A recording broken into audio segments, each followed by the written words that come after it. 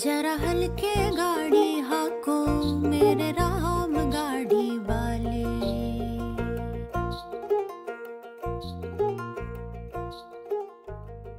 जरा हल्के गाड़ी।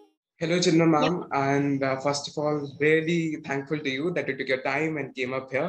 सबसे पहले मुझे ये बताओ, how are you feeling right now?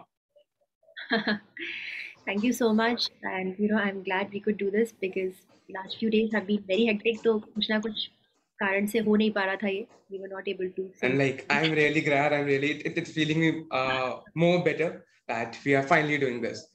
सबसे पहले, I want to ask you कि what was that which hit you to just go in the world of music? Did music come to you or you went to music? Music. I mean, you cannot really go to music. Music only has to come to you. As a musician, I think I can say that on behalf of. Definitely. तो मतलब बचपन से थोड़ा बहुत NAAC था music का, in the sense कि एक तो फैमिली में एनवायरनमेंट ऐसा था कि घर में बहुत साहित्यिक माहौल था, बहुत आर्ट्स को लेकर, आर्ट्स, लिटरेचर, म्यूज़िक को लेकर बहुत ज़्यादा ओपन ओपननेस थी और बहुत एनकरेज किया जाता था हम लोगों को आर्ट्स में, क्योंकि मेरे फादर भी संस्कृत के स्कॉलर हैं, मेरी मदर भी हिंदी लिटरेचर पढ़ाती रही हैं, तो उन्होंने मुझे एनकरेज किया कि मैं क्लासिकल म्यूज़िक सीखूं क्योंकि मेरी वॉइस अच्छी थी और ऐसा जो मेरी गुरु हुई उन्होंने कहा कि इसकी आवाज़ बहुत अच्छी है, इसको सिखाओ। तो वहाँ से when I was in second standard तब से ये जर्नी शुरू हुई और उन्होंने मुझे खुद बुला के मुझे सिखाना शुरू किया। तो I was lucky that way and I picked up and started learning whatever I could throughout my school. Classical music की training मेरी चलती रही. I started writing and composing songs much later, I think, in college. थोड़ा थोड़ा करके I used to write poetry, तो वो फिर एक सफ़र शुरू हुआ लिखने का, गाने बनाने का, कंपोज करने का। फिर धीरे धीरे बैंड बनाया कॉलेज में और फिर वो मैं कॉलेज भी ख़त्म हो गया, एमबीए भी हो गया, उसके बाद भी I used to perform with my band in Delhi, Gurgaon. It was called Spice Route. I had a band. So all original music, my own songs, written and composed by me. तो ये एक journey शुरू हुई जो बचपन से सीखने से शुरू हुई थी, लेकिन फिर धीरे धीरे उसमें चीज़ें जुड़ती गईं, जो भी थोड़ा बहुत रॉ टैलेंट था उसको यूज़ करते करते और उसको थोड़ा सा इन्हांस करते करते और फिर उसमें आगे चल के और उसको बड़ा बनाने की कोशिश की। So I think this has been the broad inception. So if you are saying that you come from a like bookish background, so can I say that you're a bibliophile? You like books? Yes, I love books. हालाँकि मैं उतनी पढ़क्कड़ नहीं हूँ, मैं उतनी पढ़ाकू नहीं हूँ। मतलब मैंने उतनी किताबें नहीं पढ़ी जितनी ज मेरी सिस्टर्स ने पढ़ी और मेरे फादर ने तो मतलब ही इज़ अ नर्ड। तो हमारे घर में हमेशा से हज़ारों किताबों की लाइब्रेरी रही है। मतलब थाउजेंड्स में 20, 30, 40,000 टाइप्स। तो I have been always surrounded by books and that I being surrounded by books gives me a lot of comfort, चाहे मैं पढूं चाहे ना पढूं। पढ़ने का मेरा उतना शौक बहुत ज़्यादा कभी नहीं रहा। मैं बहुत मोटी किताबें पढ़ भी नहीं पाती हूँ, मुझे डिस्ट्रैक्ट हो जाती हूँ मैं बीच में। But I was interested in poetry a lot. तो मैं कविताएं बहुत पढ़ती थी, शॉर्ट स्टोरीज बहुत पढ़ती थी बचपन से। आई रिमेंबर रशियन स्टोरीज के कलेक्शंस आते थे, वो सब बहुत पढ़ती थी। हिंदी की शॉर्ट स्टोरीज ये सब तो थोड़ा थोड़ा पढ़ना होता ही रहता था क्योंकि I was born and brought up in Sagar. तो वहाँ पे सागर मध्य प्रदेश बहुत छोटा सा शहर है, वहाँ पे कोई एंटरटेनमेंट के बहुत ज़्यादा जरिए हैं भी नहीं। मतलब जंगल में पले बड़े हम लोग लिटरली। तो वहाँ पे आप क्या करोगे, तो या तो आप किताबें पढ़ोगे फ्री टाइम में या कुछ म्यूजिक करोगे, थोड़ा बहुत खेलोगे कूदोगे, ये सब करोगे। तो reading came naturally and whatever little bit I could read, I kept reading. And that is making me feel more jealous कि अब तो like personally मुझे लगता है यार, if I would have been some area जहाँ पे nature ही nature हो और I am just surrounded by books and music, I would have like cherished it forever.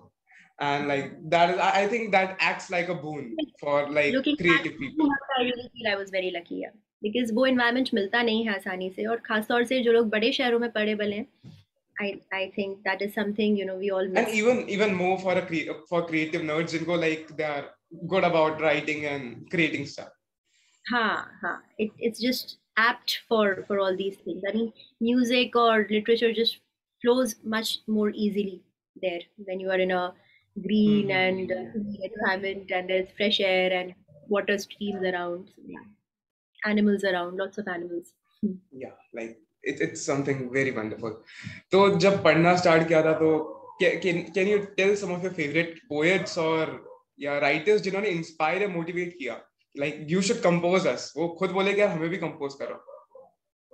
खुद बोले कि हमें एक्चुअली मैंने बहुत सारे पोइट्स को कंपोज करना तो बाद में शुरू किया जब मैंने ये म्यूजिक एंड पोइट्री प्रोजेक्ट शुरू किया, विच वाज बहुत पुराना नहीं है, ये 3-4 साल ही हुए हैं इसको। बचपन से तो मैं अपनी कविताएं लिखती थी और गाने जो आते थे खुद ही के लिखे हुए वो बनाती थी, और जनरली लिरिक्स और कॉम्पोजिशन साथ में ही आ जाते थे, तो मुझे ज़्यादा मेहनत भी नहीं करनी पड़ती थी। लेकिन जब ये मैंने म्यूजिक एंड पोइट्री प्रोजेक्ट शुरू किया पिछले 3-4 साल पहले, फिर मैंने बहुत ज़्यादा सीरियसली पढ़ना शुरू किया पोइट्री को from the point of view of research and understanding. तो फिर मैंने जिन कवियों को बहुत ज़्यादा पढ़ा वो हैं महादेवी वर्मा है, निराला है, हरिवंश राय बच्चन है, दिनकर जी हुए, रामधारी सिंह दिनकर हुए, भवानी प्रसाद मिश्र, धर्मवीर भारती। इनको क्लासिकल पोइट्री को थोड़ा ज़्यादा पढ़ा क्योंकि पहला दौर जो था पोइट्री जो मैंने कंपोज की वो इस तरह के ही कवियों की थी। फिर धीरे धीरे उसमें सारे नए कवि जुड़ते गए, जैसे अनामिका जी हैं या विनोद कुमार शुक्ल हैं, नरेश सक्सेना जी हैं। सारे, मैं हिंदी ये बोल रही हूँ कि मैंने हिंदी लिटरेचर ही ज़्यादा पढ़ा है, इंग्लिश जो स्कूल में पढ़ा है वही वही पढ़ा है, बहुत ज़्यादा नहीं पढ़ पाई मैं। तो ये सब पढ़ा, और इसके अलावा बहुत सारे कवियों की बायोग्राफीज़ बहुत पढ़ी, बहुत सारे म्यूजिशियंस की बायोग्राफीज़ पढ़ना मुझे पसंद है, तो वो सब, उनसे भी काफ़ी कुछ अंडरस्टैंडिंग मिली, उनके थॉट प्रोसेस की, उनके परसेप्शन की, पर्सपेक्टिव की। तो ये सब कुल मिला के थोड़ी बहुत लर्निंग हुई, क्योंकि कोई एक मैंने ऑर्गेनाइज्ड लर्निंग नहीं की है, मैंने कोई कोर्स नहीं किया है क्योंकि लिटरेचर में, तो वो टुकड़ों टुकड़ों में इस तरीके से होता गया। I perfectly believe that like education होती है ना, that is only organized. Learning can never be organized. You just keep collecting bits and bits of knowledge from people. Books से आ रहा तो book से ले लेते हो, movies से ले लेते हो। तो like personally, like can you name some of your favorite books? अगर आपको कुछ कोई या 3 या 5 किताबें बतानी पड़े किसी को कि यार ये मुझे बहुत अच्छी लगी थी, so what would they be? Could be Hindi or English, any of them. Yeah, any of them. See, actually बहुत सारी किताबें हैं, बट जिन्होंने मुझे बहुत ज़्यादा इंस्पायर किया होगा, कुछ किताबें जैसे इमीडिएटली याद करना तो मुश्किल है, बट जिन्होंने मुझ पर बहुत प्रोफाउंड इम्प्रेशन छोड़ा इनिशियल ईयर्स में, some of them I can remember. जैसे मैंने चंद्रकांता संतति पढ़ी थी, आई रिमेम्बर मैंने 7th स्टैंडर्ड में 7 बुक्स का वो कलेक्शन है पूरा चंद्रकांता का।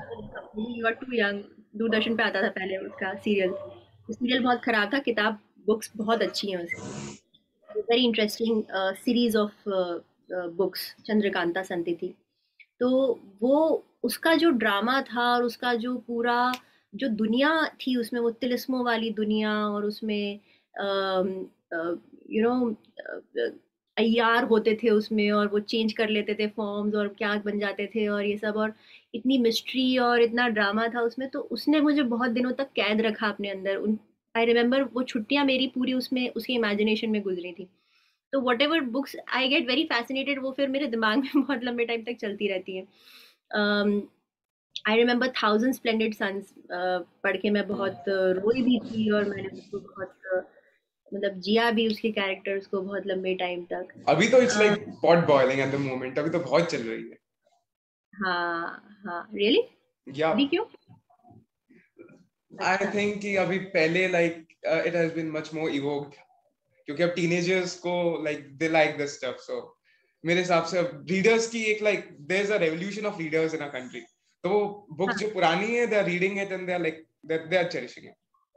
That's great, that's great. Sting की बायोग्राफी मुझे बहुत इंस्पायरिंग लगी थी। ए.आर. रहमान की बायोग्राफी एक बहुत बढ़िया किताब है, जो मतलब which gives an insight into his mind and life and everything.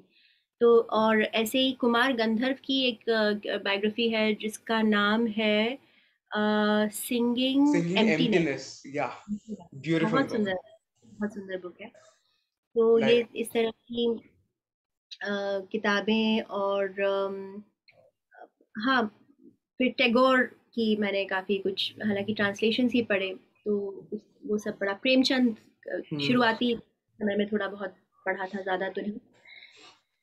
लेकिन कुछ, हाँ, यही इस तरह की किताबें मुझे अभी ध्यान आ रही हैं। And through मेरी like a coincidence, like मैं कल ही सिंगी एम्प्टीनेस पढ़ रहा था, and अच्छा। to be very honest, I love Kumar Gandharv and his music, and the way Linda has portrays him, she hmm, tries to evoke that sense of originality in his songs and translations, like it's wonderful. Or hmm, Tagore, I love Tagore, like हाँ, his Mahadevi book. Mahadevi Verma की एक किताब मैंने बचपन में जो पढ़ी थी, वो मेरे साथ बहुत टाइम रही है, मतलब अभी भी। मेरे मेरा परिवार, Okay. which is basically short stories about all the animals she had. Hmm. उनका बहुत बड़ा परिवार था जानवरों का, वो जहाँ भी जाती थी जानवरों को रेस्क्यू करके ले आती थी, and she used to keep everyone in her house only. तो सारे एनिमल्स पे एक एक कहानी थी, एक एक कैरेक्टर पे, तो वो I guess I've बहुत, read it. मुझे जानवर बहुत पसंद है, तो वो मैं बहुत बार पढ़ी मैंने वो किताब, She's a बहुत बार। naturalist, like जो भी दिखता है, she wrote to portray everything which had to be conducted in nature. और टैगोर को तो like I started when I took up the Gitanjali, and I seriously know अभी भी जब मैंने पहली 2 से 5 लाइनें पढ़ी थी, it took me more than 2 to 3 hours to contemplate कि बोल क्या रहे हैं, हाँ। and it shows in like glimpse of Vedantic and Sufist hmm. thought process when we are reading something like Gitanjali. So like right. अभी जो मैं compositions आपके like I listen to them, they're much more dedicated to Kabir and like folk oral traditions. So like when did Kabir come to you? Kabir came to me through, actually मेरी, हम लोग जो originally हम लोग जहाँ के हैं, वो है मालवा, मतलब एमपी में मालवा से आते हैं। तो मालवा में एक टिपाणिया जी हैं, जो मालवी लोकगीतों में गाते हैं कबीर को। और उनके मालवी लोकगीत कबीर के, क्योंकि मेरी मदर बहुत सुनती थी, तो वो धीरे धीरे बहुत मैंने सुना, मतलब through out my childhood I remember कि वो मैंने बहुत सुना है। और उसके थ्रू अंडरस्टैंडिंग थोड़ी बहुत होती गई। देखिए, कबीर जो जिस तरीके से हमको पढ़ाए जाते हैं स्कूल में, वो बड़ा, मतलब एक बहुत ही सुपरफिशियल तरीके से कुछ भी, मतलब उनके दोहे वोहे चिपका दिए जाते हैं जो समझ में आए थोड़ा बहुत।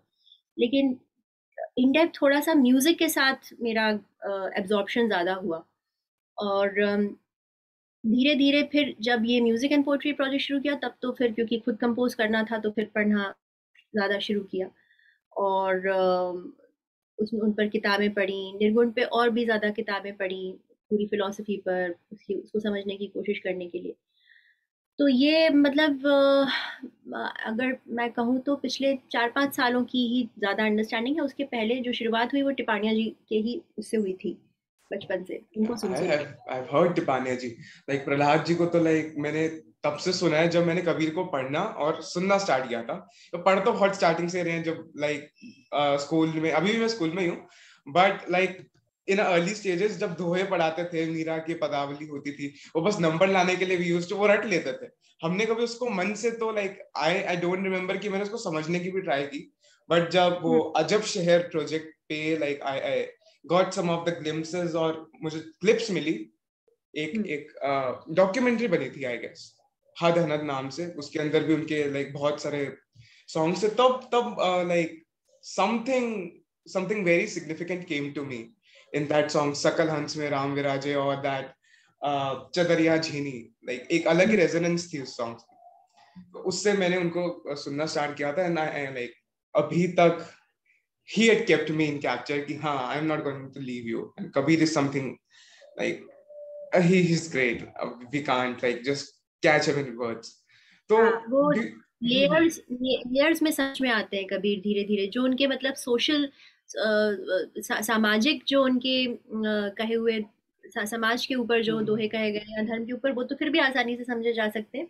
लेकिन धीरे धीरे जैसे जैसे वो लेयर्स गहरे होते चले जाते हैं, तो थोड़ा आपको like then time we spend. entered the upside down world of Kabir, बाद में उलट भांसी आ जाती है कबीर की, and like हाँ, it is like the tree swinging in the air, the ant is carrying up like elephants and camels on a back. So ये तो it adults to like anything. Have you read Tulsidas ji, ये the बहुत ज्यादा नहीं, duelist? नहीं ज्यादा नहीं पढ़ा है मैंने। So like कभी कभार like we see there's dualism and non-dualism. कभी he speaks कि निर्गुण है, एक ही है, and then some other saints and like philosophers come और वो बोलते हैं नहीं एक नहीं है, दो है. There's a dualist thought process. So do you see there's a contradiction in this? In dualism and Advaita? Yeah, in non-dualism and dualism. When we sing it, तो contradiction आता है उसमें? नहीं, contradiction नहीं आता, क्योंकि beyond होता है कि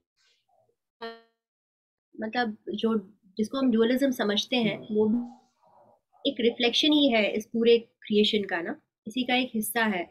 और जो भी ये मतलब कॉस्मिक डांस जो भी चल रहा है, जिसको हम पूरा एक्सपीरियंस जिसको हम जी रहे हैं, जो भी लीला है या जो जिसको जो भी आप कहें, प्ले चल रहा है एक, उसमें अद्वैत या जो वन सुप्रीम कॉन्शियसनेस की जो भी एक थ्योरी है वो तो है ही, और बाकी सारी चीजें भी उसका ही हिस्सा है, उसी का ही कुछ कुछ छोटे छोटे से टुकड़े हैं. तो सब कुछ एक में ही समाया हुआ है, लेकिन we just understand them slightly differently. है सब कुछ एक ही, रास्ते अलग अलग हैं थोड़े बहुत. Like let's jump into your poetry. जब आप खुद लिखते हो तो tell me one thing. जब like मैं टैगोर की कुछ स्टोरीज पढ़ी, उसमें वो बोलते हैं कि टैगोर के अंदर एक वेव आती थी, एक डिवाइन वेव जिसको बोलते थे, और उसी टाइम वो लिखते थे, वो कहीं पे चले जाते थे. And in some of the like early stories we find कि वो दार्जिलिंग जाते थे and he wrote the Gitanjali there. उनमें कुछ उठा और उनको वो like he wanted to keep it out, तो उन्होंने poetries लिखी. पर ऐसे बहुत दिन होते थे जब वो like he didn't even touch his pen, उनके अंदर कुछ आता था और वो लिख देते थे, और बहुत महीनों तक वो कुछ नहीं लिखते थे. But there was a particular time when he tried to like bring something out from his soul, his heart. तो आप कब लिखते हो? When something arises, और या कभी मन हो रहा है तो ठीक है, we'll just take up the pen and start inscribing. हाँ, नहीं तो वो ये एक्सपीरियंस ऐसा है जो सारे आर्टिस्ट इसको एक्सपीरियंस करते हैं. और टैगोर का ये मैंने भी ये सारी बातें उनके बारे में पिछले ही कुछ दिनों में एक्चुअली बहुत ज़्यादा पढ़ रही थी, मैं पता नहीं क्यों. पर ये सच है कि आर्ट या क्रिएटिविटी आप में उत्पत्ति होती है उसकी, आप उसको उससे प्रोड्यूस, मतलब क्योंकि हम प्रोफेशनल्स हैं और हम कमर्शियली आर्टिस्ट हैं, कमर्शियल आर्टिस्ट भी हैं, तो आपको कभी ना कभी तो काम करना पड़ेगा, आप चाहे मूड है चाहे नहीं है, चाहे वो हो रहा है या नहीं हो रहा है, वो आप फिर ट्रेन कर लेते हैं खुद को करने के लिए. लेकिन जो रियल आर्ट जो पैदा होता है या रियल क्रिएटिविटी जो होती है वो आपके अंदर पैदा होती है, और वो अपने हिसाब से ही होती है. तो उसके सबके अपने अलग अलग तरीके हैं, अलग अलग टाइम होता है लोगों के लिए जो वर्क करता है. जैसे मेरे लिए जो वर्क करता है वो ये कि मैं मेडिटेशन के टाइम पे सबसे ज़्यादा सीखती होती हूँ, तो इसीलिए सुबह का टाइम मेरे लिए बहुत इम्पोर्टेंट है. और सुबह से 4-5 बजे या कई बार 3 बजे से भी, जब भी मेरी नींद खुल जाती है, उस समय में जो आप एब्जॉर्ब करते हैं या आपके अंदर जो गिरता है, जो भी आपके अगर कटोरा खाली है तो उसमें कुछ गिर जाएगा. क्रिएटिविटी ऐसी ही लगती है मेरे को, उसमें कोई सा थॉट या कोई सा पीस ऑफ म्यूजिक या कोई सी पीस ऑफ पोएम या कुछ कभी कभी उतर आता है. अगर आप बहुत ट्यून हो गए हैं उस थॉट प्रोसेस से तो उसकी बाढ़ ही आ जाती है, मतलब कि लो और लेते जाओ और लिखो लिखते जाओ, पन्ने के पन्ने लिखते जाओ, गाने पे गाना, पोएम पे मतलब 10-12 आ जाएंगे एक साथ. तो कई बार ऐसा होता है, तो वो क्या होता है पता नहीं, वो आपके माइंड में ही वो चीज़ होती है, chemically you are in a certain state of mind की आप बहुत प्रोडक्टिव हो जाते हैं सडनली, और सब कुछ आपके आसपास खत्म हो जाता है और सिर्फ आप एक ट्रांस टाइप में चले जाते हैं.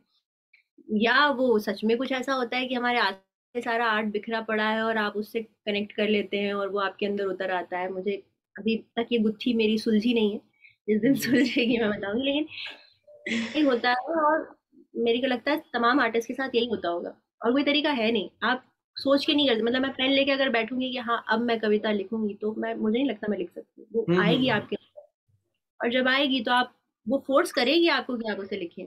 तो feel the pressure कि you have to write me now, otherwise I will go away and I will go to submit. That pressure converts into love, like eventually it is something which converts into love. क्योंकि मैं जब मैं poetries लिखता था, when I took out my first book, उससे पहले एक अंदर वेव आई जिसको मेरे बाहर कुछ छींटे लगे थे अंदर. मैंने सोचा कि अब इसको अब्सॉर्ब करके रखना है और इसको निकालना है.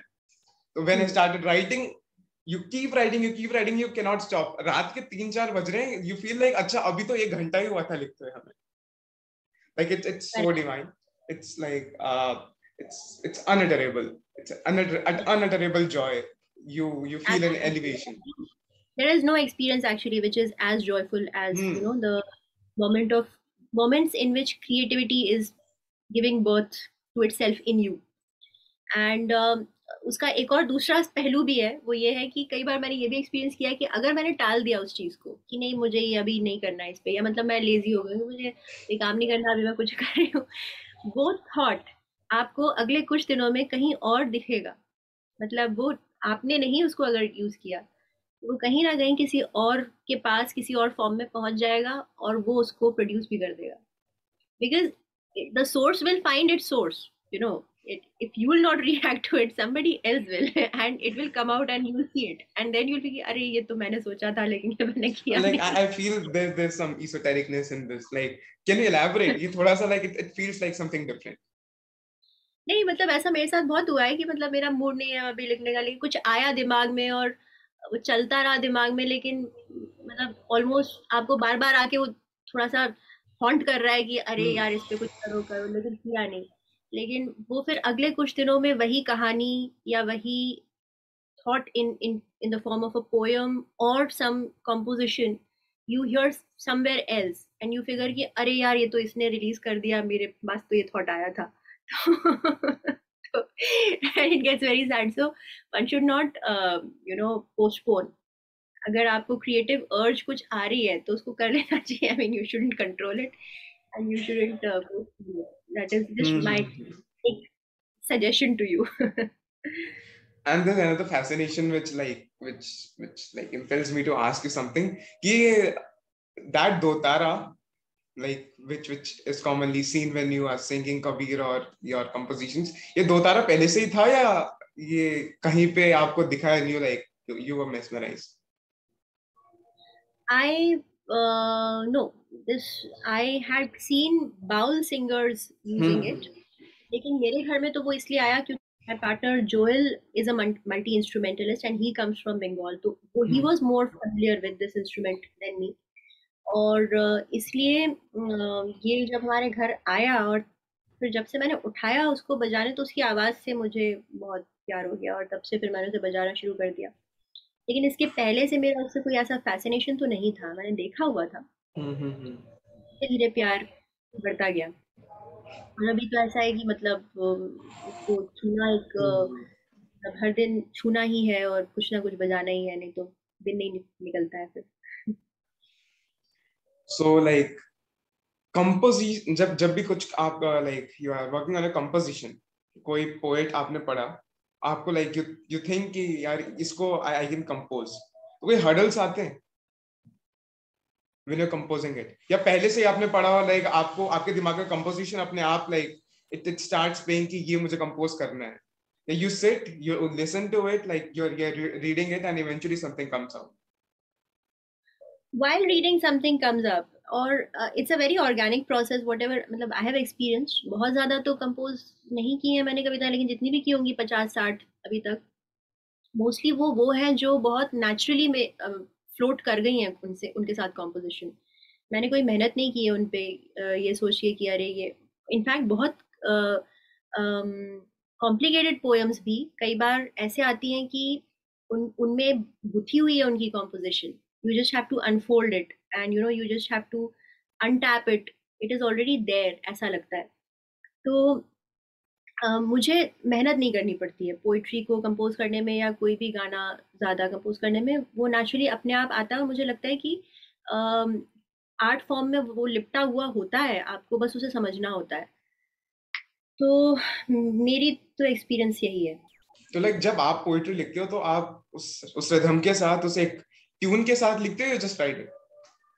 नहीं, जब मैं गाने लिखती हूँ तो मैं ट्यून के साथ लिखने की कोशिश करती हूँ और हमेशा से ही गाना पूरा पूरा विद कॉम्पोजिशन विद लिरिक्स ही मैं डेवलप करती थी।